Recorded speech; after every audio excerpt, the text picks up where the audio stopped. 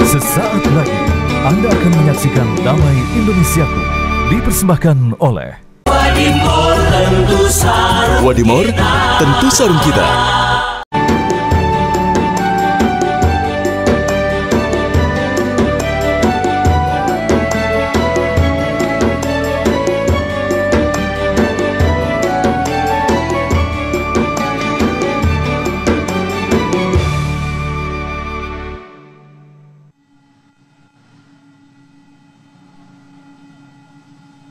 Bismillahirrahmanirrahim. Assalamualaikum warahmatullahi wabarakatuh.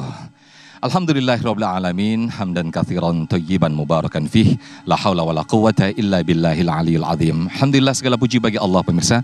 Senang sekali Damai Indonesiaku kembali hadir di hadapan Anda selama 90 menit ke depan pemirsa.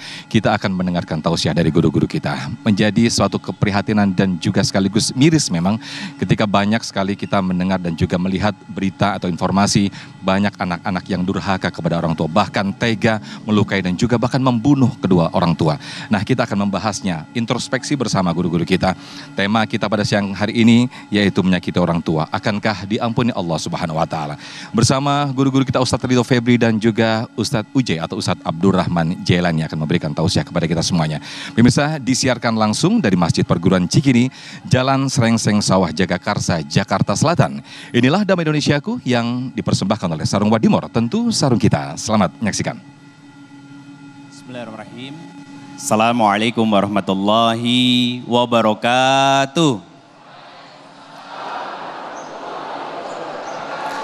Amin ya rabbal alamin. Subhanallah wa bihamdi, subhanallahil azim. Adada khalqihi wa ridha nafsihi wa zinata arsyihi wa midada kalimatihi. Asyhadu an la ilaha illallah wa asyhadu anna Muhammadar Rasulullah. Allahumma shalli ala Sayyidina Muhammad. Assalamualaikum ya Rasulullah sallallahu alaihi wasallam. Wa ala alihi wa ashabihi wa man tabi'ahum bi ihsan ila yaumiddin. Rabbi a'udzubika min hamazati syayatin wa a'udzubika rabbi yahturun. Subhanaka la ilma lana illa ma 'allamtana innaka antal alimul hakim. Shadaqallahul azim wa sadaqa Rasulullah sallallahu alaihi wasallam. Alhamdulillah, pertama-tama yang kita hormati, kita cintai bersama Tuan Guru Ustadz Abdurrahman Jailani. Kita doakan Bapak Ibu semuanya, semoga beliau senantiasa dijaga, diberkahi oleh Allah Subhanahu wa taala dalam jalan dakwahnya beliau, dan juga teman-teman dari Damai Indonesiaku, baik yang hadir secara offline maupun yang secara online. Semoga Bapak Ibu semuanya senantiasa dalam limpah curah rahmat, ampunan, hidayah, berkah, serta ridho dari Allah Subhanahu wa taala. Ini menarik. Tema pada hari ini itu tentang apakah ketika kita durhaka Allah akan mengampuni semua dosa yang kita lakukan. Pertanyaannya begini, Bapak Ibu semua yang dirahmati Allah Subhanahu wa taala, siapakah orang yang durhaka itu? Tentu adalah seorang anak kepada orang tuanya. Pertanyaannya, kenapa mereka durhaka kepada orang tuanya? Itu juga menjadi sebuah pertanyaan besar bagi kita sebagai orang tua. Karena sikap anak-anak kita sekarang itu adalah gambaran tentang sikap kita dulu saat kita menjadi anak kepada orang tua kita. Pertanyaan saya sederhana, tolong angkat tangan Bapak Ibu semuanya. Siapa di sini yang nggak pernah nyakitin orang tuanya dulu? Ada yang masih ingat? Nggak ada pasti ya. Nah, pertanyaan sederhana selanjutnya, siapa di antara kita semua di sini yang nggak pernah disakiti sama anak-anaknya? Jawabannya nggak ada. Dan saya akan mengkorelasikan apa yang saya tanyakan ini dengan firman Allah di Quran surat ke-42, surat Asy-Syura ayatnya 30, bahwa musibah, masalah, ujian yang terjadi dalam hidup kita, walaupun itu datangnya dari suami, dari orang tua kita, dari anak-anak kita, dari istri kita, kata Allah Subhanahu wa taala itu terjadi karena ulah tangan kita sendiri. Jadi kalau kita sekarang dapati anak-anak kita susah Pak untuk diingetin, susah Pak untuk dinasehatin. Sebetulnya itu adalah gambaran versi miniatur kita saat kecil dulu, saat harus dihadapi oleh orang tua kita. Pernah ada satu kisah, seorang yang salih pernah melihat ada seorang laki-laki yang menampar bapaknya di pasar Pak. Bayangin, ayahnya ditampar di tengah pasar yang ramainya Masya Allah.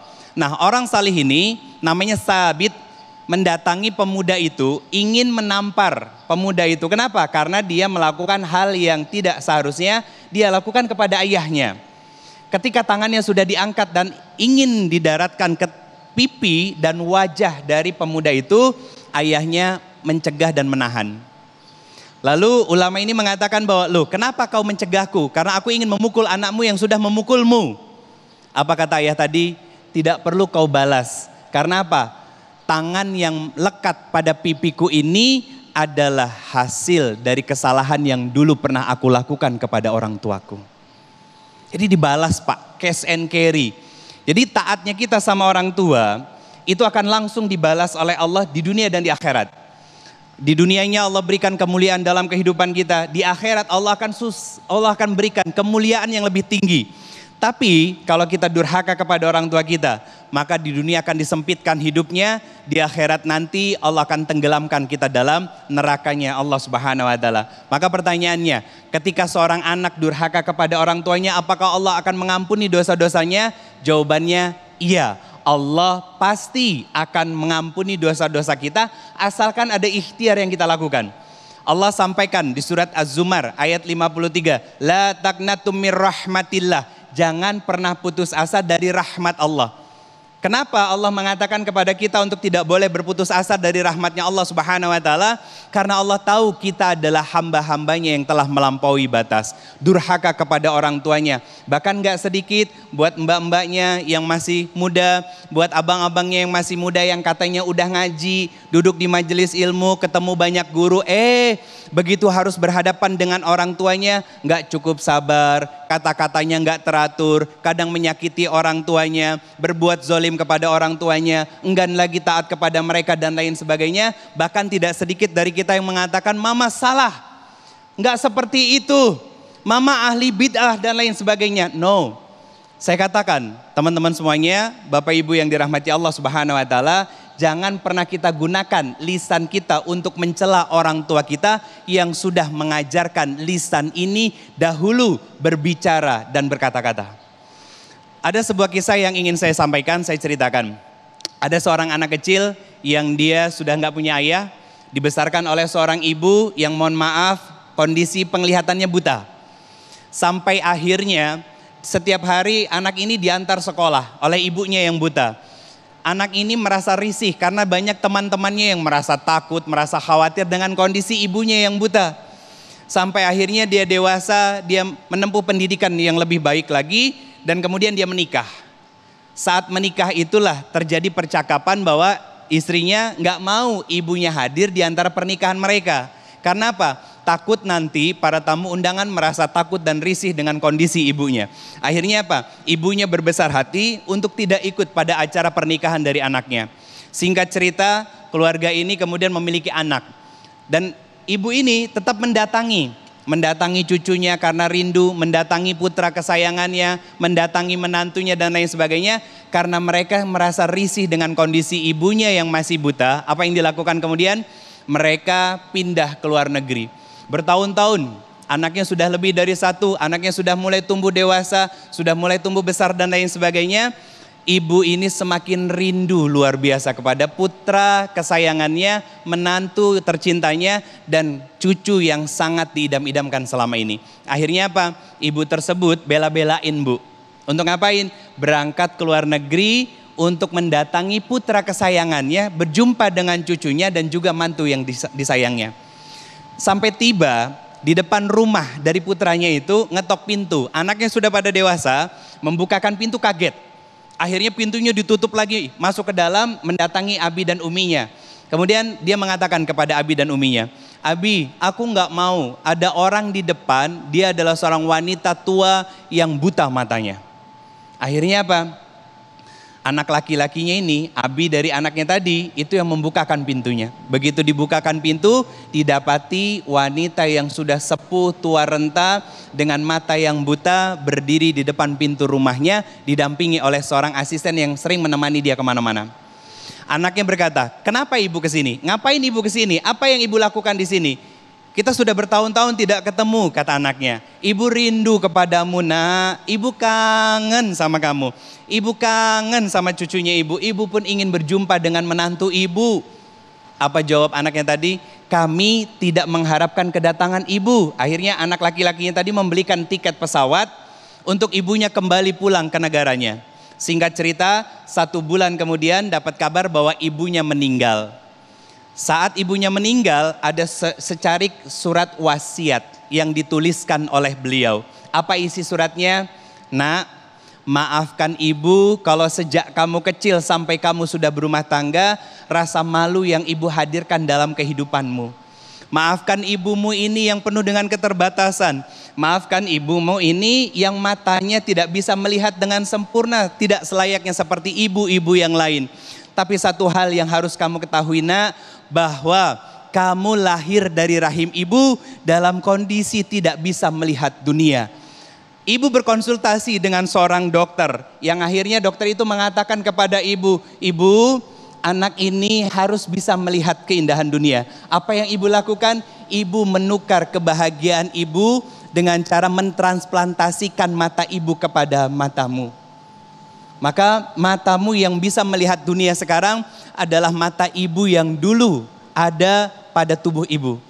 Mata yang melihat banyak kebaikan. Nak, hari ini di saat ibu menulis surat ini, ibu ridho terhadap engkau. Ibu memaafkan segala kesalahan yang kau lakukan.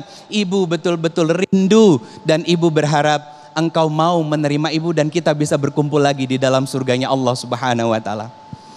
Teman-teman semuanya, para ayah ibu, para ayah bunda yang dirahmati Allah, itulah seorang ibu.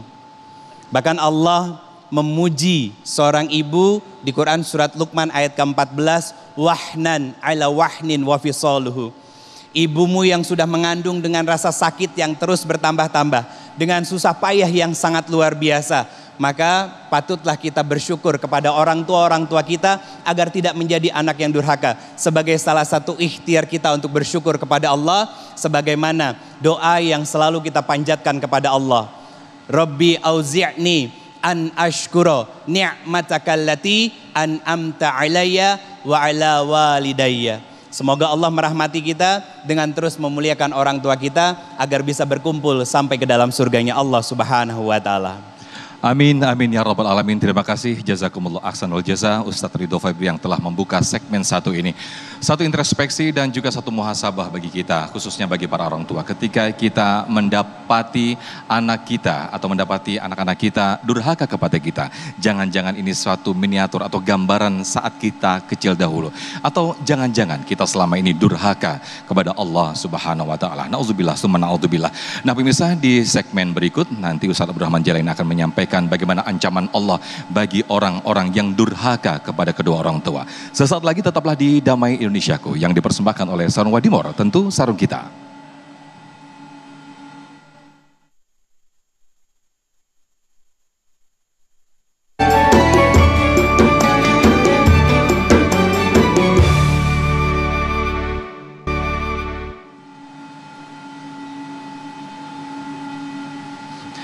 Terima kasih pemirsa, masih di Damai Indonesiaku, seperti apa yang dinukilkan dalam surat Al-Isra ayat 23. Wala taqul lahuma uffin wala tanharhuma wa qul lahuma qaulan karima.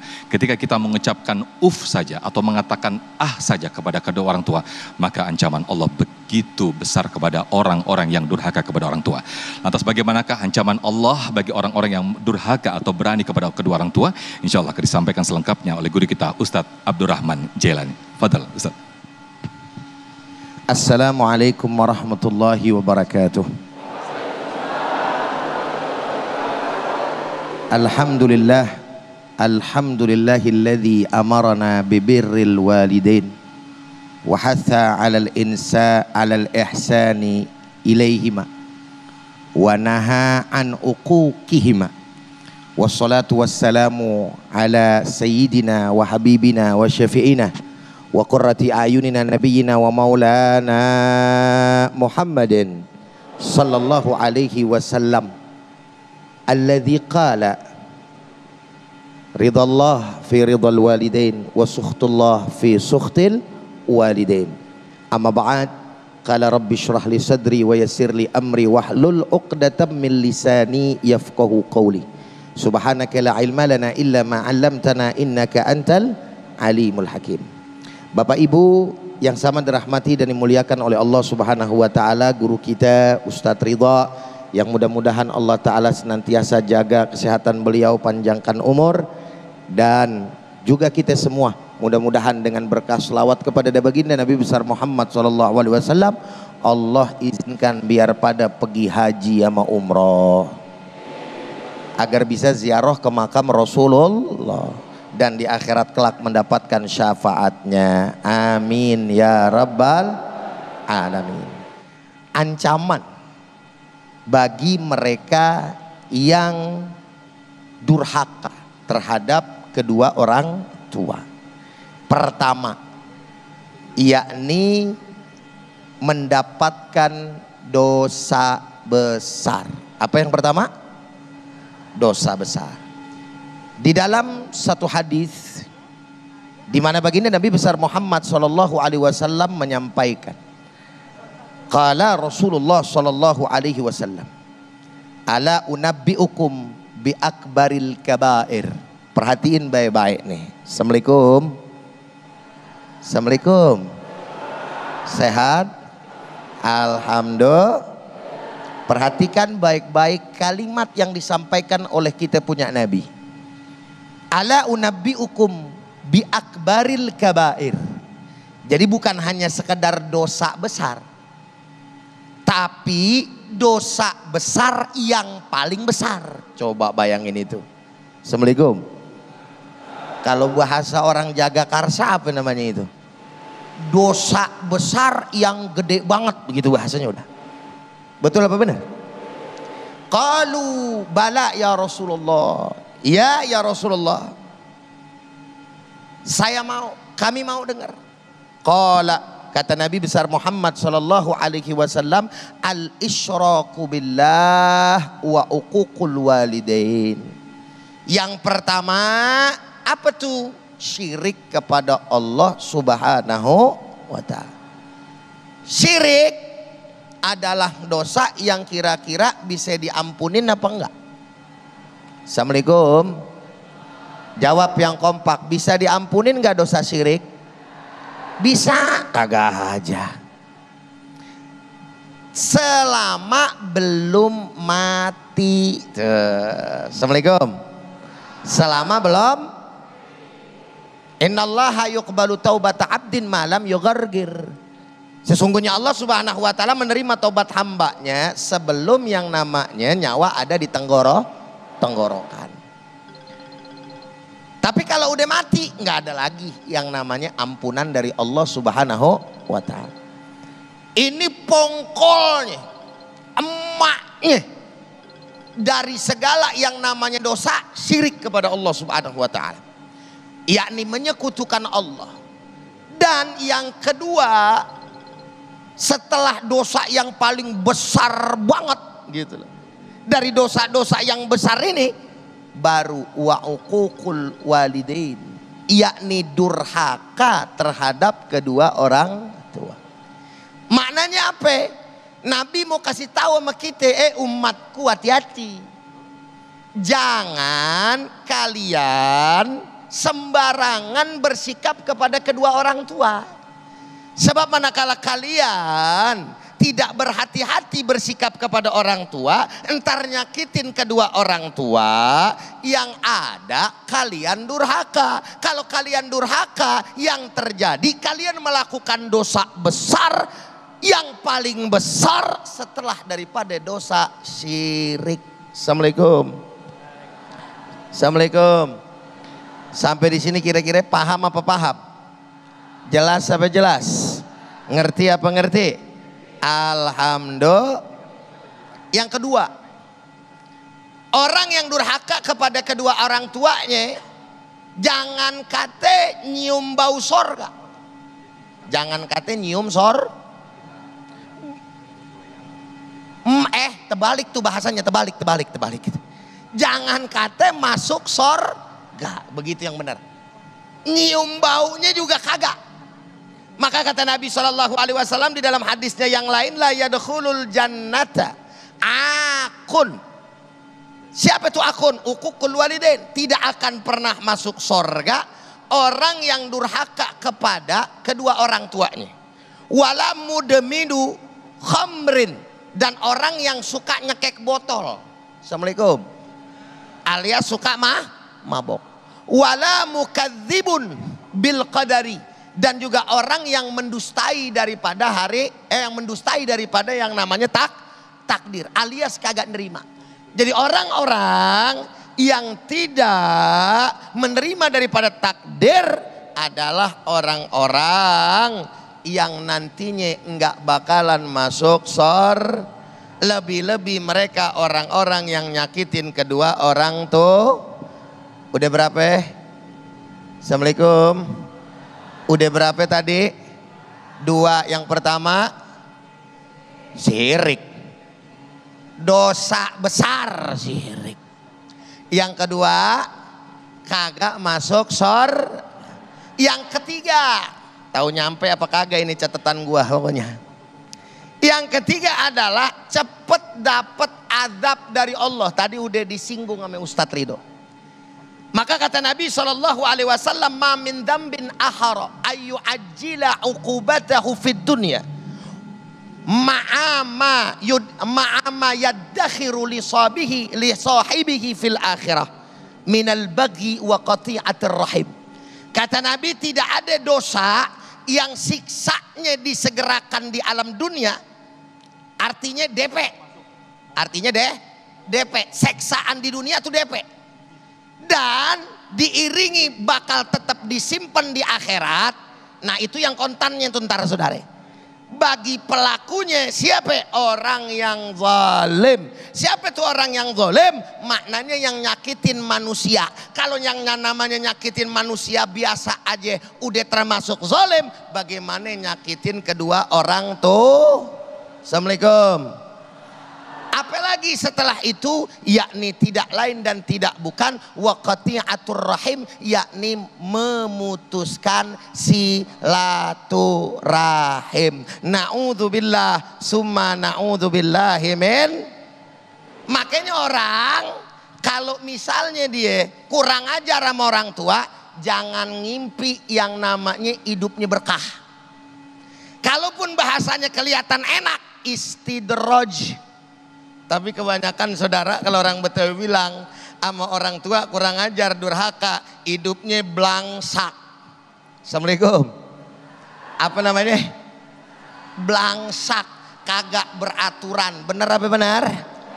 Kontan langsung dikasih sama Allah Subhanahu wa taala di dunia. Begitupun sebaliknya, orang yang kemudian mereka taat kepada orang tuanya, ngebahagiain orang tuanya redho sama dia, jalannya mulus saudara-saudara. Kadang orang tersebut walaupun taat kepada Allah, ibadah secara mahdhahnya langsung kepada Allah kurang, wajib-wajibnya aja dah. Tapi kalau misalkan dia taat kepada orang tua, doa orang tua tembus sampai ke arsy-Nya Allah Subhanahu. Alhamdulillah. Nih yang perawan-perawan, ya udah paling depan lagi urusannya. Jangan sampai kurang ajar sama orang tua. Awas, hati-hati. Mulut jaga. Ame temen ngomong lemes masih mending. Tapi kalau udah sama orang tua, jaga nih mulut. Apalagi yang namanya orang tua udah tua. Makanya selanjutnya saudara hadirin, orang yang durhaka kepada orang tua termasuk orang yang hina. Apa kata Nabi besar Muhammad SAW? Rogima anfu rojulin adroka walidaihi ahaduhuma au kilaihima falam yadkhulil jannah. Hina kata Nabi. Orang yang ngedapetin daripada, tadi ada kalimat yang kurang, indal kibari ahaduhuma. Celaka bagi orang yang ngedapetin orang tuanya, kedua-duanya dalam keadaan udah tua, rentah, atau salah satunya emaknya yang masih ada, bapaknya yang masih ada, tapi nggak menyebabkan dia masuk ke dalam surganya Allah Subhanahu wa taala. Hinanya orang di alam dunia model macam kayak begitu, saudara. Makanya kalian yang masih punya orang tua, untung, apalagi yang lengkap. Jangan sampai kita nyakitin daripada hati kedua orang tua kita, apalagi berbuat kebiadaban, kekejian sebagaimana yang tadi telah terjadi dari yang viral yang kita saksikan. Na'udzubillah summa na'udzubillahi min dzalik. Jelas apa jelas? Paham apa paham? Alhamdulillahirrabbilalamin. Masya Allah, tabarakallah. Terima kasih Ujai atau Ustaz Abdurrahman Jelani. Tentunya pemirsa, kita tidak ingin hidup kita jauh dari keberkahan atau bahkan kita mendapatkan dosa besar karena kita menyakiti atau mendurhakai kedua orang tua kita. Na'udzubillah summa na'udzubillah. Nah pemirsa, kita akan elaborasi tema yang menarik ini. Kita akan perdalam tema yang menarik ini di sesi tanya jawab. Tapi sebelumnya Ustadz Ridho Febri sudah berganti posisi dan bersiap-siap berbagi berkah kepada para jamaah bersama Luwak White Coffee. Alhamdulillah jamaah, kali ini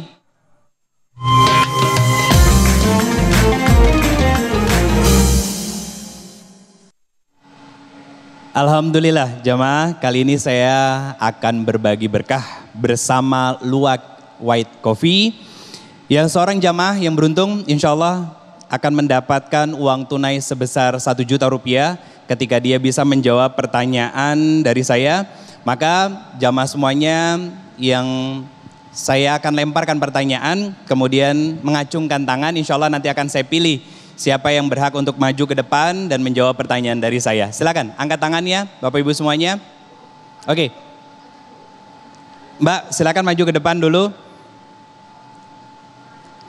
Oke, saya izin bertanya tentang surat dan ayat yang berada di dalam Al-Quran membahas tentang memerintahkan kita untuk berbuat baik dan bersikap baik kepada orang tua. Kira-kira jawabannya apa Mbak? Bismillahirrahmanirrahim. Quran surat Al-Isra ayat 23. Quran surat Al-Isra ayat 23. Ya, gimana? Tepat. Alhamdulillah jawabannya betul. Selamat, Anda berhak mendapatkan 1 juta rupiah dan jangan lupa dipotong pajak. Silakan Mbak, diterima. Ya.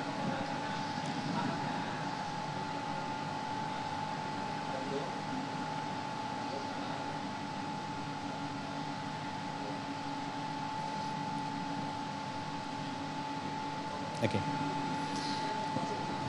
Baik pemirsa, jangan kemana-mana, Damai Indonesiaku akan kembali setelah yang satu ini.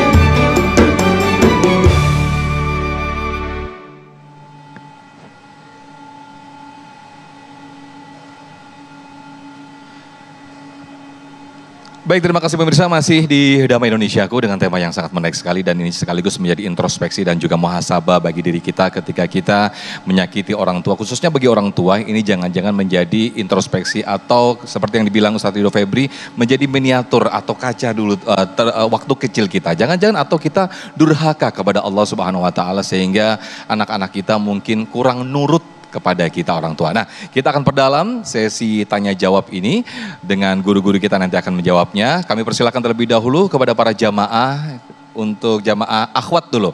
Ukhti Sabrina yang akan mengajukan pertanyaan. Silakan Ukhti Sabrina boleh berdiri yang nanti akan dijawab oleh Ustadz Ridho Febri. Silakan. Assalamualaikum warahmatullahi wabarakatuh. Waalaikumsalam warahmatullahi wabarakatuh. Perkenalkan, saya Sabrina. Mohon izin Ustadz, saya ingin bertanya masih berkaitan dengan berbakti tadi. Sebenarnya bagaimana konsep berbakti itu dihubungkan dengan ridho Allah kepada kita sebagai anak? Dan bagaimana jika kondisinya orang tua ini yang justru menyeleweng dari tanggung jawabnya sebagai orang tua? Misalnya sosok ayah yang seharusnya dalam Islam menafkahi tapi tidak menafkahi anaknya. apakah kita tetap harus berbakti kepada orang tua? Terima kasih. Terima kasih, pertanyaan sangat menarik sekali Ukti Sabrina. Boleh langsung dijawab Ustadz Ridho Febri. Boleh juga sambil turun biar sambil turun. semakin dapat jawabannya. Baik. Silakan. Bismillah. Tentang konsep berbakti dari seorang anak kepada orang tua dan apa kaitannya dengan ridho Allah Subhanahu wa taala, kemudian bagaimana kalau ternyata orang tuanya tidak sesuai dengan ekspektasi dan tidak menjalankan apa yang disyariatkan oleh Allah Subhanahu wa taala. Ini yang saya tangkap beberapa pertanyaannya kurang lebih begitu ya, Mbak ya. Jadi gini, Bapak Ibu sekalian yang dirahmati Allah Subhanahu wa taala dan teman-teman yang dirahmati Allah, pertama, taatnya kita sama orang tua itu tanpa tapi. Jangankan orang tua kita yang muslim, orang tua kita yang kafir sekalipun, karena kita convert ke Islam, jadi seorang mualaf, kita wajib untuk taat dan berbakti kepada mereka selama tidak menyalahi apa yang Allah syariatkan. Kenapa? Karena Abdullah ibnu Mas'ud pernah bertanya kepada Rasulullah SAW tentang amalan yang dicintai oleh Allah Subhanahu Wa Taala. Ada 3. 1, as-salatu ala waktiha. Yang kedua, birrul walidain. Yang ketiga, jihadun fi sabilillah. Artinya kalau kita melihat komposisi dari apa yang disampaikan oleh Rasulullah SAW ini, bahwa posisi taatnya kita sama orang tua itu setelah taatnya kita kepada Allah. Artinya kualitas ketaatan kita kepada orang tua menggambarkan kualitas kedekatan kita dengan Allah. Makin berkualitas kita dekat dengan Allah, maka birrul walidainnya pasti akan baik. Dan itu tanpa tapi. Mau seperti apapun dan bagaimanapun orang tua kita, Allah perintahkan wajib untuk taat kepada orang tua kita selama tidak melanggar apa yang menjadi syariat dari Allah Subhanahu wa taala. Lantas bagaimana kalau ternyata ayah kita tidak menafkahi kita? Dan bagaimana sikap kita sebagai seorang anak terhadap mereka dan kaitannya dengan ridhonya Allah Subhanahu wa taala. Itu yang saya kaitkan dari pertanyaan dari Mbak Sabrina tadi, bahwa kalau ada seorang ayah yang tidak menafkahi anaknya, itu menjadi kezoliman dan dosanya dia. Sedangkan kita sebagai seorang anak punya kewajiban untuk tetap taat, menghormati, khidmat kepada orang tua kita. Bukan tentang apa yang sudah dilakukan oleh orang tua kita, tapi ini adalah wujud dari perintah dari Allah Subhanahu wa taala kepada kita. Rumusnya begini, buat semuanya. Apa-apa yang dilakukan oleh orang lain, baik itu sikap, ucapan dan perilaku dia terhadap kita, kita tidak akan dihisab oleh Allah. Tapi apa-apa ya yang diucapkan, perilaku dan sikap kita kepada orang lain, maka Allah akan memintakan pertanggungjawaban itu kepada diri kita. Jadi jangan fokus pada apa yang orang lain lakukan kepada kita, tapi lakukan apa yang terbaik untuk orang tua kita sebagai ikhtiar kita sebagai seorang anak taat kepada Allah, dan wujud syukur kita kepada Allah lewat jalan ketaatan kita dengan sepenuh hati, sepenuh jiwa, tanpa tapi kepada orang tua kita, yang semoga Allah ridho kepada kita dan mempersilahkan kita masuk ke dalam surganya Allah lewat pintu surga yang paling tengah. Karena seorang Abdullah bin Umar dulu ketika ibunya meninggal itu menangis, teman-teman semuanya. Kenapa menangis? Menangis terisak-isak, merengek-rengek dan lain sebagainya. Ditanya oleh sahabat yang lain, bukankah ibumu itu meninggal dalam kondisi muslim? Yang dijawab sama seorang Abdullah bin Umar, bukan itunya. Yang membuat aku sedih, yang membuat aku begitu sakit adalah aku kehilangan kesempatan untuk berbakti agar bisa mendapati surga yang paling tengah dari Allah Subhanahu wa taala.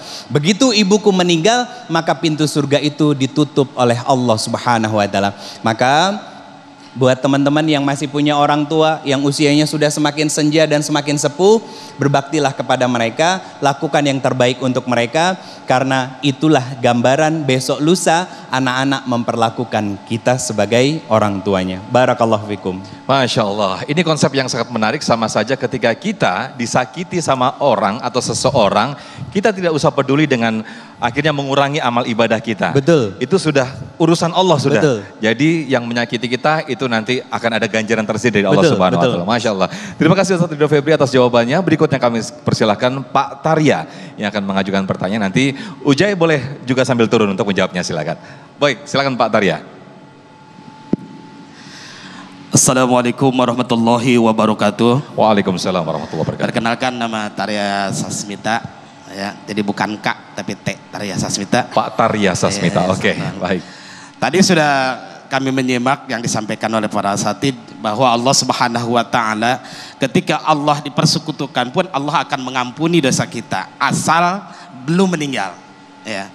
Yang jadi pertanyaan saya, bagaimana caranya dan kiat apa seorang anak ketika berbuat dosa kepada orang tuanya agar mendapatkan pengampunan dari Allah Subhanahu wa taala. Jadi kiat-kiat apa atau usaha apa yang harus dilakukan seorang anak ketika anak itu durhaka kepada kedua orang tuanya. Karena sekarang ini seperti tadi berita-berita yang disampaikan beberapa hari yang lalu telah terjadi pembunuhan yang dilakukan oleh seorang anak kepada kakek dan ayahnya. Nah, bagaimana cara anak tersebut untuk mendapatkan keriduan dari Allah dan mendapatkan pengampunan dari Allah Subhanahu wa taala. Demikian, terima kasih. Allahumma waffiq lakum. Assalamualaikum warahmatullahi wabarakatuh. Waalaikumsalam. Naam, ahsantum. Bismillahirrahmanirrahim.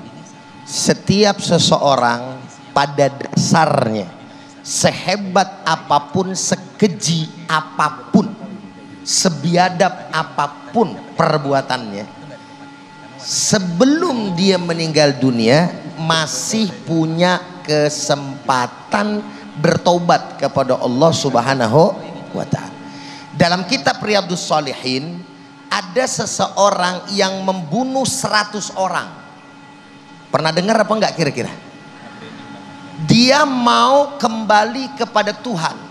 Hanya saja itu terjadi pada zaman Bani Israel. Dia mau mencari Tuhan. Tuhan yang mana yang mau mengampuni daripada dosa-dosanya. Makanya dia datang tuh kepada satu tokoh agama. Tokoh agama ini ternyata menolak. Tadinya dia bunuh 99. Karena ditolak, akhirnya kesel. Pikir dia lempengin dah jadi cepek begitu, saudara. Akhirnya dibunuh. Fitrahnya manusia, kalau habis berbuat salah siapapun dia dan berbuat dosa pasti ngerasa bersalah. Habis ngebunuh ngerasa bersalah lagi. Tuhan mana nih yang mau nerima, gitu loh. Akhirnya datanglah ke tokoh agama dari kita, yaitu pula ulama. Apakah Tuhanmu mau mengampuni aku? Emang dosamu semana? 100 orang saya udah bunuh. Allah itu rahmatnya lebih besar. Allah maha penerima tobat. Baik, bagaimana caranya? Akhirnya dia diperintahkan pindah dari tempat yang selalu berbuat maksiat, kampung ahli maksiat, hijrah ke kampung ahli taat. Banyak orang-orang yang beribadah kepada Allah. Singkat cerita, jalan. Belum beramal nih, belum beramal. Walhasil apa yang terjadi? Mati di pertengahan jalan. Amal belum punya, baru tibang iman. Akhirnya, saudara, turun malaikat azab, turun malaikat rahmat. Berdebat, jatah gue ini. Kata malaikat azab, kagak jatah gue. Berkelahi, saudara, ini berdua malaikat bahasanya. Terus apa yang terjadi? Datang turun misahin. Kalau nggak salah malaikat Jibril apa? Udah ngapa sih bro? Pada berantem baik, berdebat baik lo. Ini masalahnya begono begini. Udah hitung aja. Setelah dihitung ternyata lebih dekat. Karena kata malaikat tersebut, kalau dia lebih dekat, kampung taat berarti miliknya malaikat rahmat. Kalau lebih dekat kampungnya ahli maksiat berarti jatahnya malaikat adab. Ternyata lebih dekat malaikat rahmat atau ke kampung daripada taat hanya beda sejengkal. Pembuktian Allah terima sekali lagi sebelum meninggal dunia. Fir'aun. Assalamualaikum. Jawab yang kompak. Kenal nggak sama Fir'aun? Dari mana kenalnya? Tahu Fir'aun? Fir'aun walaupun nih andai lau imtinaiyah nih andainya nih. Fir'aun tuh udah mau tobat kepada Allah Subhanahu wa taala, cuman aja emang keburu yang namanya dia mati. Waktu tenggelam blebek gitu ya. Ini Fir'aun ngomong sadar la ilaha, belum nyampe ilallahnya. Baru tibang la ilaha, udah dicabut abis nyawanya. Sehingga apa yang terjadi? Jangankan Allah diakui sebagai Tuhan, dirinya sendiri yang ngaku Tuhan kagak diakuin.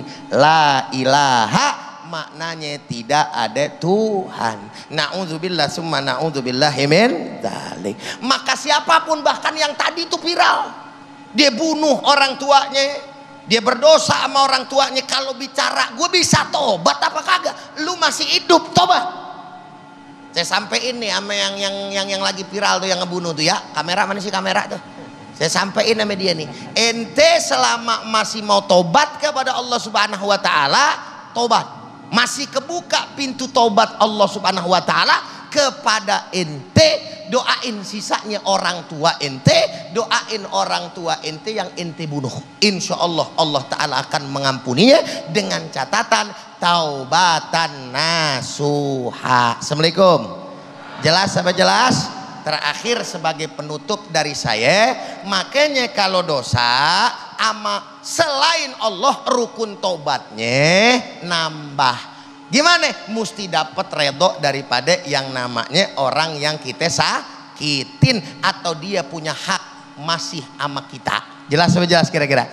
Minta redho terus, minta cinta terus kepada orang yang kita sakitin biar dia suka, rela dan memaafkan kesalahan-kesalahan kita. Sedangkan Allah Subhanahu wa taala pasti Maha Pengampun daripada hamba-hambanya. Masya Allah. Alhamdulillahirabbil alamin. Supaya tobat itu kuat dan juga istiqomah, harus hijrah ke kampung orang-orang yang beriman dan juga bertobat. Pindah lingkungan. Masya Allah. Tetaplah bersama kami bersama di Damai Indonesiaku. Usai jeda kami akan kembali.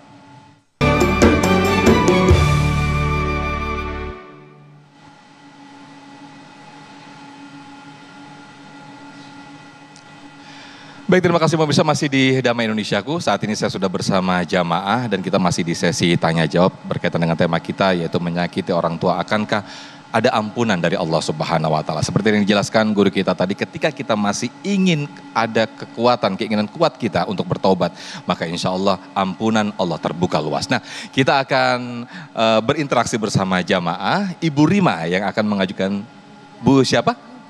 Ibu Rianti. Ibu Yudianti. Ibu Yudianti. Waduh, ini saya salah ketik ini. Silakan Ibu Yudianti boleh berdiri. Tapi sebelumnya Bu Yudianti, saya ingin bertanya sedikit terlebih dahulu. Kita ngobrol-ngobrol sebentar, Bu Yudianti.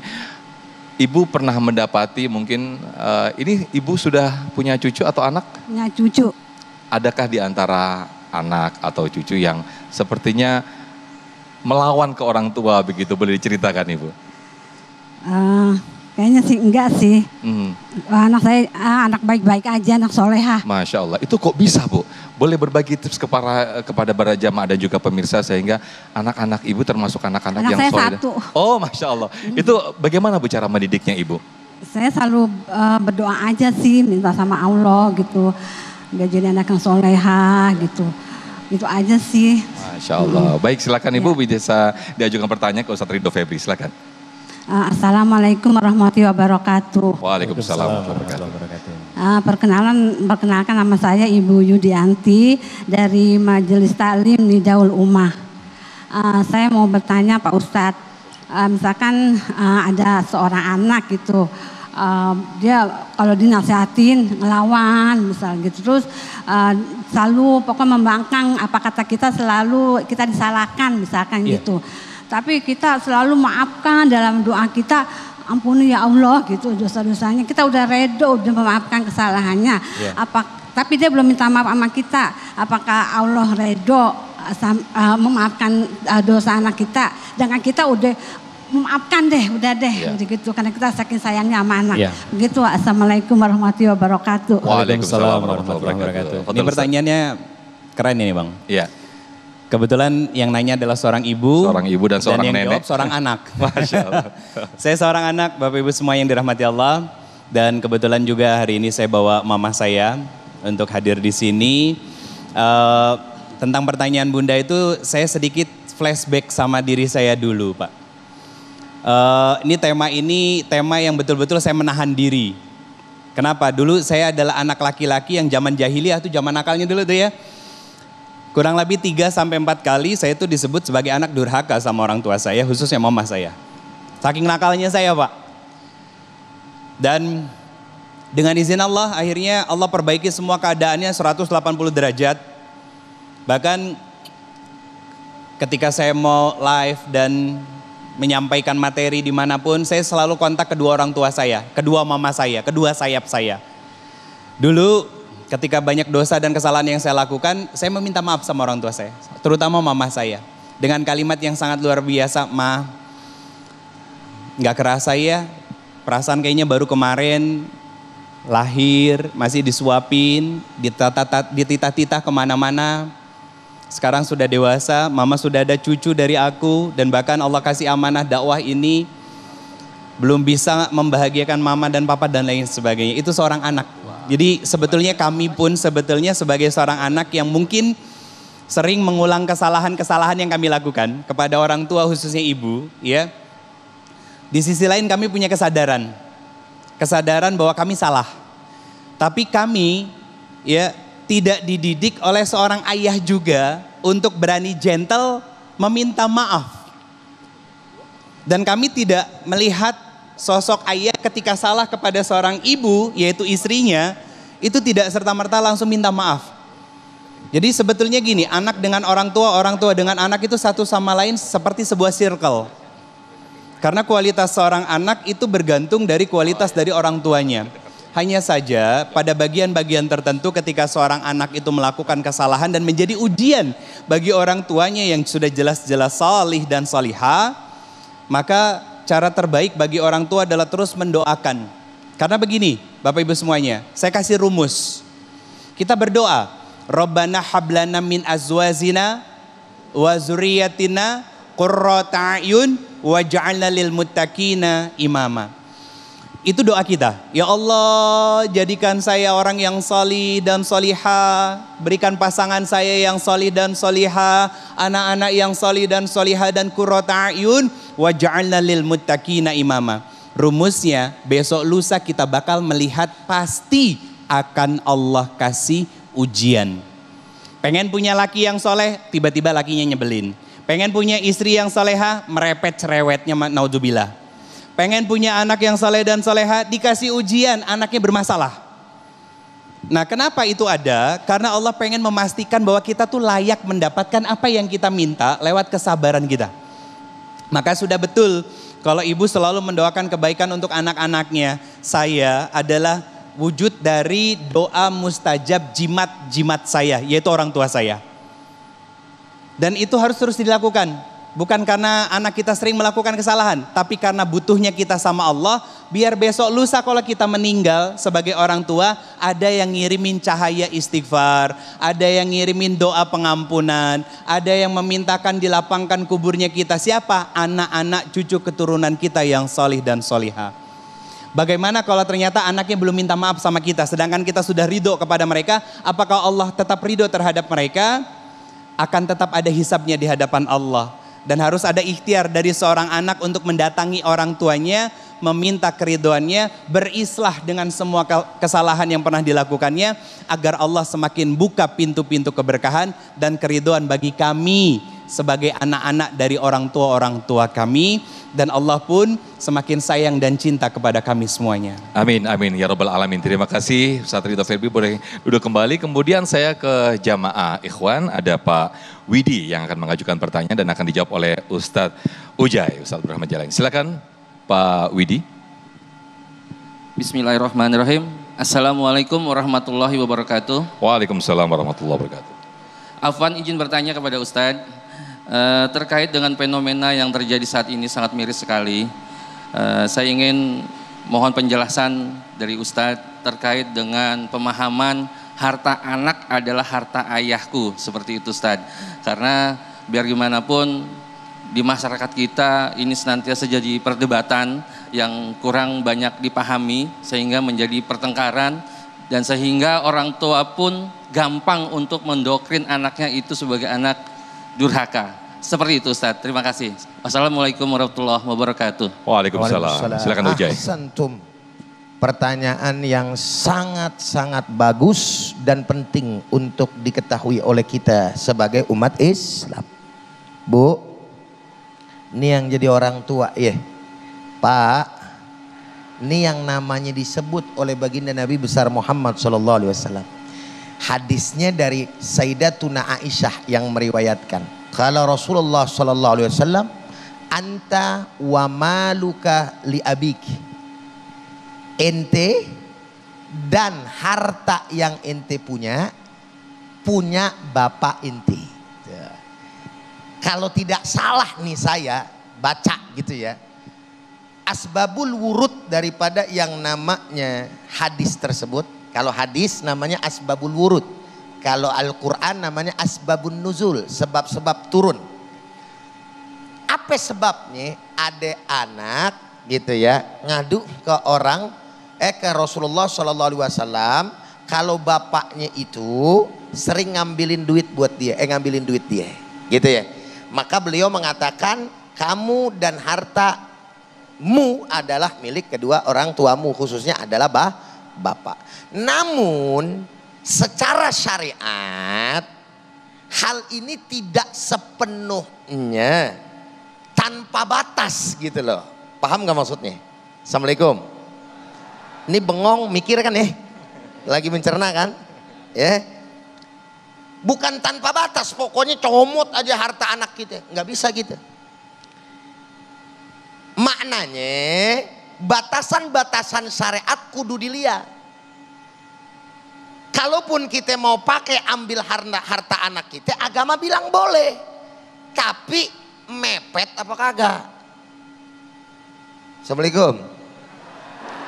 Sebab kalau andai kata memang begitu pokoknya jadi patokan tanpa batas, Masya Allah, mingkinan matre, yang matre tuh maknya saudara.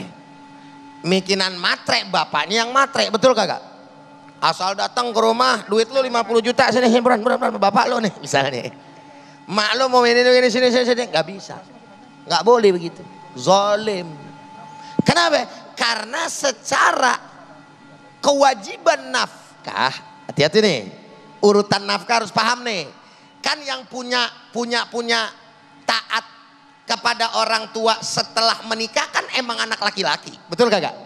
Ini kalau yang begini-begini nih, yang pertama adalah suami, baru kedua adalah orang tua. Jelas nih kira-kira? Nah, tapi kewajiban nafkah daripada seorang laki-laki istri dulu. Tuh, Assalamualaikum. Istri dulu. Tapi harus paham jangan ape-ape istri. Kadang-kadang kan terbalik nih. Agama memang istri dulu nafkahin. Selesai kewajiban istri, kasih ke orang tua. Selama istri udah megang, istri jangan banyak ngomong. Assalamualaikum. Duit udah dapat, nafkah udah dapat, jatah udah dapat, sisanya terserah. Yang dipegang sama suami kita mau kemana kek? Apalagi kalau andai kata dia kasih, kagak perlu izin ente. Woi, assalamualaikum. Enggak perlu izin istri. Maaf ya. Selama nafkah istri udah dikasih. Berdosa si suami, istri belum kecukupan, orang tua diduluin, dosa. Paham gak nih? Jadi masing-masing ada tempatnya, saling ngerti. Itulah gunanya ilmu. Orang kita nikahnya doang doyan, ngajinya ogah. Begitu jadinya saudara. Akhirnya kayak tadi, berkelahi, berantem. Makanya saudara hadirin harus kudu tahu haknya orang tua sebagaimana, haknya istri sama anak sebagaimana. Dia dulu tuh istri anak, baru orang tua. Tapi kalau orang tua minta duit ada, jadi laki jangan pengecut sama istri. Assalamualaikum. Ini ada orang tua minta duit, pakai ngomong sama maknya, mak, tar dulu ya, izin dulu merini ada apa kagak dia, begitu katanya. Rini bininya, ada orang sini namanya Rini. Pakai nanya sama bini, kalau bini udah dapat duit maka gue senanya. Kalau bilang bang kok abang gak ngomong lah orang tua gua, emak-emak gua, lu gak kurang, jangan begitu dong neng. Jangan kebawa perasaan. Tapi bang, dalam berumah tangga ayang bebku, bukankah harusnya kita saling terbuka antara satu dengan yang lainnya? Elah, enggak semuanya kudu begitu Tuan Putri. Enggak. Selama hak-hak ente sudah terpenuhi, sisanya silahkan suami kita mau ngapain. Tapi suami mesti tahu diri ketika yang namanya belum mencukupi istri. Paham nggak kira-kira? Untuk jangan ngasih ke orang tua. Baru nih di sini momennya musyawarah sama bini. Duit kagak ada, emak bapak kita lagi butuh, tapi kita butuh nih. Musyawarahin tuh bini. Istri bilang, ayang beb, yang tadi mama kemari. Jangan pakai nanya, mama siapa? Ini kadang-kadang ada yang lagi viral, mama kamu kemari. Mama kamu, mama kita. Mama kamu kan sudah mama aku kan mama kamu. Akhirnya bingung sendiri dia. Tadi mama kita telepon, kalau kita disuruh ke rumah mama kita. Terus mama kita juga nyuruh untuk ke rumah mama kita. Lah kan sekeder sendiri itu urusannya. Tegesin aja gitu kan. Ini mama aku butuh uang, yang aku orang laki. Kita segini, kira-kira ada nggak jalan keluarnya, yang? Musyawarahin. Baru istri harus dianggap. Jelas nggak kira-kira nih? Jadi peranannya selain ibarat kata ngerti ilmu juga bang, perlu kebijaksanaan. Istri kalau udah selesai, duitnya udah dikasih, nafkah udah cukup, nggak usah banyak ngomong, diem. Ngertiin suami. Jangan, apaan laki begitu, bohongin gue. Jangan. Baik. Kecuali suaminya enggak menafkahi dan tidak memberikan kewajiban pada dirinya. Kira-kira jelas? Ya udah, baik. Saya kasihan istri dimarahin mulu ini. Terima kasih Uji atas jawabannya. Mudah-mudahan kita bisa mengambil hikmah dari apa yang disampaikan oleh guru-guru kita. Nah, kita masih ada satu segmen lagi untuk tanya jawab. Tetaplah bersama kami di Damai Indonesiaku. Usai jeda kami akan kembali.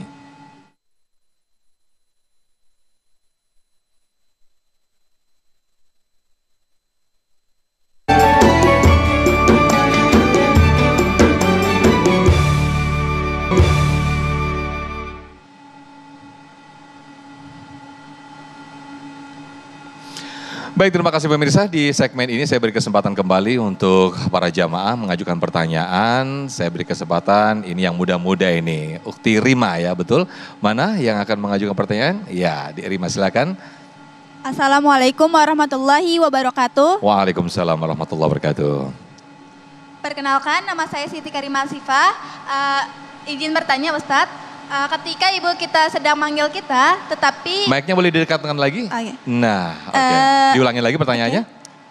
Izin bertanya Ustadz, ketika ibu kita sedang memanggil kita, tetapi kita tidak menjawabnya, sebab kita lagi sedang melakukan sholat. Nah, akhirnya ibu kita marah-marah karena panggilannya tidak dijawab dengan kita. Nah, apakah kita harus menjawab panggilan ibu kita dan meninggalkan sholat tersebut, atau kita akan melanjutkan sholat tersebut sampai selesai Ustadz? Baik. Oke, terima kasih. Baik, terima kasih Rima atas pertanyaannya. Silakan Ustadz Ridho Febri untuk menjawabnya. Baik, kalau dalam kaidahnya itu ketika orang tua memanggil, kita boleh mengencangkan sedikit suaranya yang sekira-kira terdengar oleh orang tua kita di luar. Walaupun mungkin sholatnya lagi sholat mode yang sir, misalkan sholat zuhur atau asar. Itu tujuannya untuk apa? Biar orang tua kita mendengar dan tidak salah paham sama kita akhirnya. Atau kalau mungkin yang tadinya kita belum tahu, boleh menuntaskan sholat kemudian datang ke orang tua untuk meminta maaf. Itu pilihan keduanya. Karena apa? Karena kita tetap harus meminta maaf ke orang tua karena pasti akan ada salah paham. Dikiranya kita lagi pakai headset, misalkan kan anak-anak kekinian gitu kan, yang lagi stalking di TikTok atau Instagram, kupingnya disumpel gitu ya. Orang tua manggil nggak kedengeran tuh gitu kan. Giliran pacarnya yang manggil langsung wush gitu ya. Nah itu kita tetap harus datang sama orang tua. Karena ada kekhawatiran pasti dari orang tua yang takutnya dikira kita mengabaikan mereka. Akan lebih bagus kalau melakukan yang pertama. Jadi dikencangkan suaranya agar orang tua kita juga mendengar apa yang sedang kita lakukan. Ya entah itu mengucapkan kalimat takbir atau mungkin bacaan yang sedang kita baca sedikit dikeraskan dari biasanya. Dan orang tua juga ibu-ibu harus paham Bu. Iya, anak-anak kita itu yang kita panggil tuh ya Pak ya, nggak nyaut itu bukan berarti mereka kagak punya kuping, bukan gitu. Kalau lebih bagus lagi kalau misalkan kita diketok. Nah kita juga nih orang tua juga harus punya adab ketika masuk ke kamar atau ruangan anak-anak kita yang sudah balik. Wajib diketok. Kenapa? Mereka sudah punya privasi. Jadi kita juga menghormati privasi mereka sebagaimana kita juga ingin dihormati privasinya oleh anak-anak kita. Dan kita juga harus paham tentang fikih bahwa di waktu-waktu sholat, kalau ternyata terdengar suaranya sedikit lebih keras daripada hari-hari biasanya dan bacaan-bacaan ayatnya, berarti kemungkinan besar anak kita lagi sholat. Dan jangan apa-apa, ibu-ibu nih ya, suzon baik sama anak-anak kita, kagak boleh. Ya. Karena apa? Itu nanti balik ke kita juga sebagai orang tua. Allahu a'lam bishawab. Ya, jadi misalnya dipanggil Rima, Allahu Akbar. Rima, Allahu Akbar gitu. Bukan gitu ya. Jadi praktek. Bisa gemes juga jawabnya. Intonasinya kudu diatur. Jadi batal sholatnya ntar ya. Baik, terima kasih. Kemudian ke Ibu Nawiro yang akan mengajukan pertanyaan dan akan dijawab oleh Ujai. Silakan.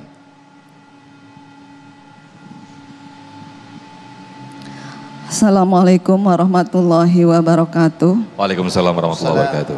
Nama saya Ibu Nawiroh. Saya ingin bertanya, bagaimana menghadapi anak-anak sekarang ini yang mereka sibuk ya, kerja, pulang kerja, masuk kamar, susah diajak berkomunikasi. Jadi adabnya kurang begitu ya? Saya ingin juga bagaimana mengajak mereka itu mempelajari agamanya. Baik. Lebih baik lagi gitu, mumpung kita orang tua ini masih ada umur ya Ustadz ya. Kalau berdoa, insya Allah setiap hari kita doakan buat anak-anak kita. Itu aja Ustadz. Terima kasih. Penjelasan. Assalamualaikum warahmatullahi wabarakatuh. Waalaikumsalam. Ini di depan ini banyak anak-anak muda nih Ujai. Nah, sekali banyak. Udah paling depan lagi emang setelnya Allah. begini kali ya. Iya, biar langsung dengar tausiah nih Ustadz. Nah, memang kembalinya kepada kita lagi dulu sebetulnya. Kalau jadi masing-masing bab nih. Bab kita sebagai orang tua kudu introspeksi. Karena yang namanya kita saat menikah itu udah dikasih tuh rambu-rambunya ama agama kita. Bahkan dari sebelum menikah. Bagaimana nyari yang namanya istri, bagaimana nyari yang namanya suami. Kitanya juga sebagai istri dan juga calon ibu bagaimana persiapannya gitu ya. Agar apa? Agar kita bisa menata untuk menciptakan anak yang soleh dan solehah dari waktu sedini mungkin. Paham gitu-gitu Ibu Rio ya? Assalamualaikum. Jelas nih? Pak, oi. Assalamualaikum. Ngadep sini dulu aneh ya. Nah yang menjadi persoalan bapak-bapak, ibu-ibu, para pemirsa sekalian damai Indonesiaku dimanapun Anda berada. Kita ini suka kadong telat gitu lah. Pengen punya anak soleh dan solehah, tapi persiapannya nggak dari dulu. Nah itu bentuk ujian akhirnya. Coba kalau misalkan dari dulu kita pupuk, dari kecil kita ajarin ngaji biar bener. Contoh baca Quran aja dah. Banyak nih di antara kita karena kagak ngerti ilmu, cara ngajarin anak ikro aja baca Quran nggak bisa. Ntar anaknya SMP SMA, ya dia santai aja, dia mau bisa baca Quran kayak kagak kayak terserah. Yang penting sekolahnya lulus dapat kerja begitu. Kenapa? Karena mindset berpikirnya bukan akhirat. Tapi kalau mindset berpikirnya adalah akhirat Ibu, dari sedini mungkin tuh dilakukan apa? Pendidikan, edukasi. Makanya makanya Allah Subhanahu wa taala menyampaikan wal yakhshal ladzina law taraku min khalfihim dzurriyyatan di'afan khafu 'alaihim falyattaqullaha wal yaqulu qawlan sadida. Hendaklah kita ini sebagai orang tua takut untuk apa? Meninggalkan anak-anak kita dalam keadaan lemah. Maksudnya lemah apa? Enggak ngerti agama. Falyattaqullah, takut, bertakwalah kalian kepada Allah, wal yaqulu, dan berkatalah kepada mereka anak-anak kita tuh qaulan sadida, pakai sin bukan bukan shin. Sadida yang lembut, kalau shin keras. Maknanya ada edukasi pendidikan yang kudu diperhatiin sama anak-anak kita. Perhatian. Sehingga apa? Ketika mereka besar, komunikasi antara kita dengan mereka juga bisa berjalan lancar. Lalu dari hati ke hati sehingga masuk nasihat-nasihat kita semua. Pertanyaannya, sekarang bagaimana Ustadz Pan udah telat? Maka bersabarlah dalam mendidik. Itu aja udah. Tadi kayak Ustadz Ridho bilang, udah di samping lagi aja. Kayak Ustadz Ridho bilang, banyakin doain anak. Mudah-mudahan Allah dengar. Ingat, doa ibu diijabah oleh Allah Subhanahu wa taala dan insya Allah Allah akan memberikan jalan keluarnya. Amin, ya robbal alamin. Silakan guru. Jadi kalau saya selain kode baik saya sudah berdiri berarti udah siap-siap. Iya. Baik, Masya Allah, terima kasih guru-guru kita telah memberikan tausiah yang sangat luar biasa sekali, menjadi hikmah dan juga mudah-mudahan kita bisa mengambil ibroh apa yang disampaikan oleh guru-guru kita. Sebagai orang tua harus banyak berdoa kepada Allah Subhanahu wa taala untuk menjadikan anak-anak kita soleh dan soleha. Tetaplah bersama kami di Damai Indonesiaku.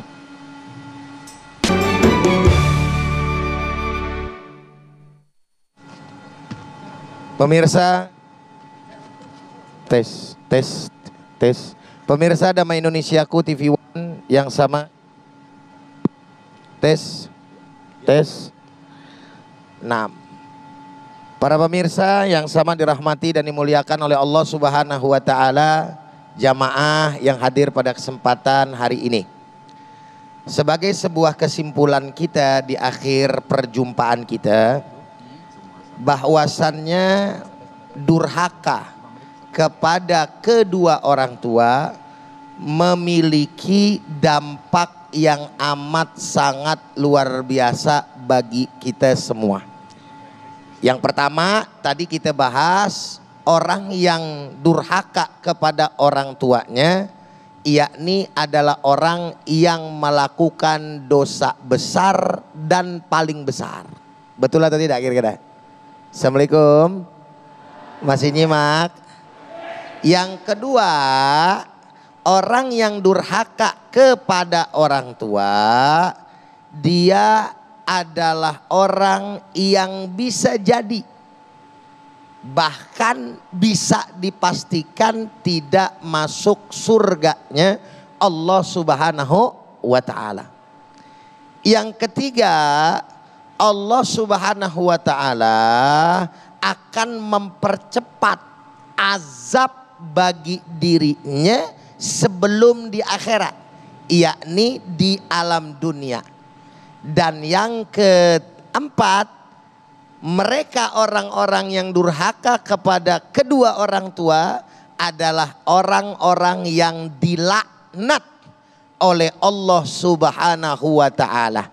La'anallah man sabba walidayhi. Allah melaknat anak-anak yang menghina, mencaci, menyakiti daripada kedua orang tuanya.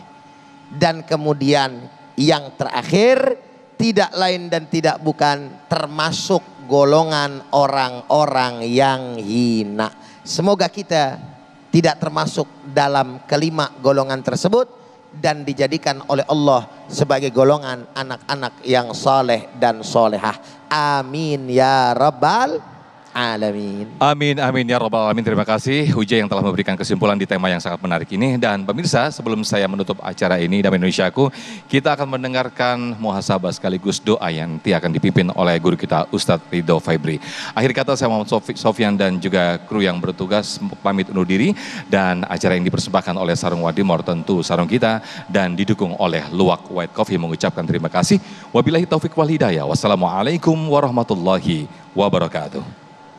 Bapak Ibu semua yang dirahmati Allah Subhanahu wa taala, kita perbaiki kembali posisi duduk kita, tundukkan kepala sambil kita pejamkan mata, angkat tangan kita, hadirkan hati kita, rasakan bahwa Allah sedang menatap dan melihat kita, menyaksikan kita. Allah yang maha gagah akan mengijabah setiap doa-doa kita.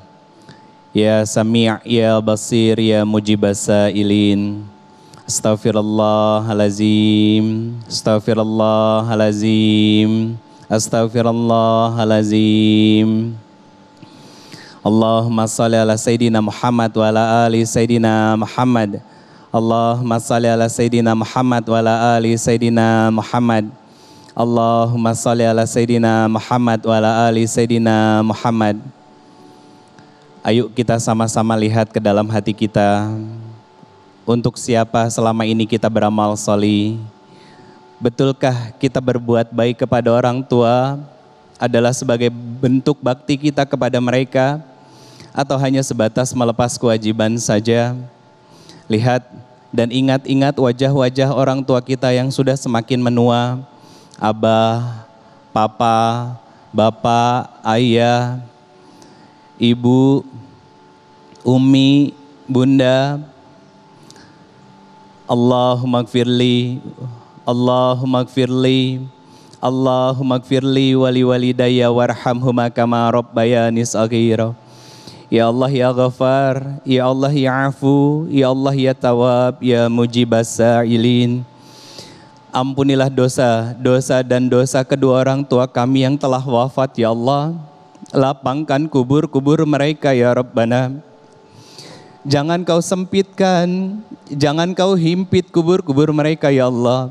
Jadikanlah kubur-kubur mereka raudhah min riyadil jannah, taman di antara taman-taman surgamu ya Allah. Jadikan tempat yang paling nyaman untuk mereka beristirahat ya Allah, sampai datangnya balasan terbaik untuk mereka orang tua kami, yaitu surgamu, surga Firdaus, berkumpul dengan nabimu Muhammad Rasulullah sallallahu alaihi wasallam. Ya Allah ya Ghafar, ya Allah ya Afu, ya Tawab, ya Mujibas Sa'ilin.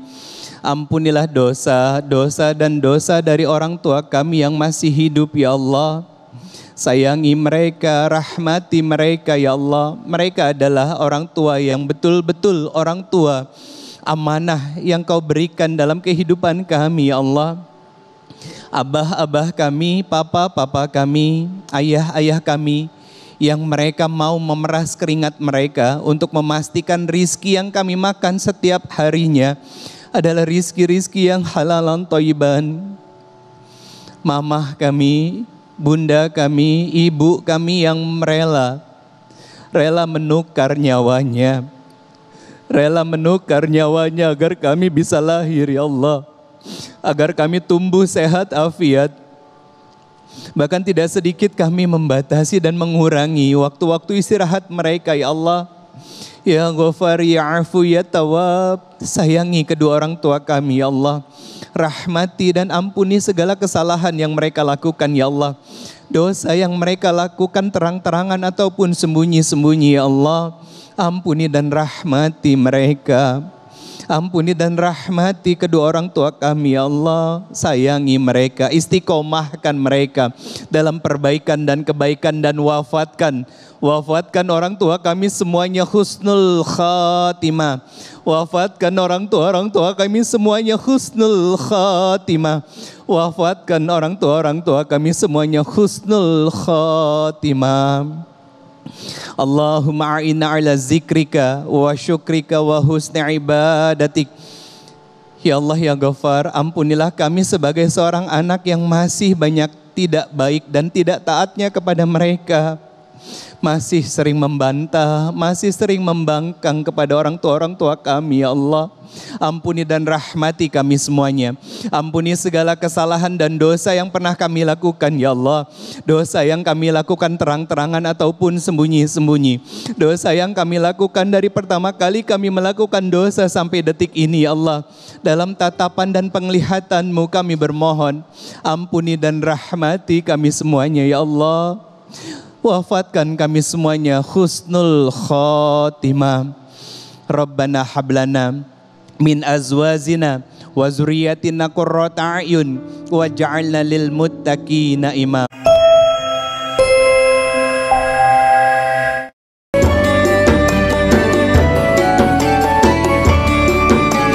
Anda baru saja menyaksikan Damai Indonesiaku, dipersembahkan oleh Wadimor tentu sarung kita.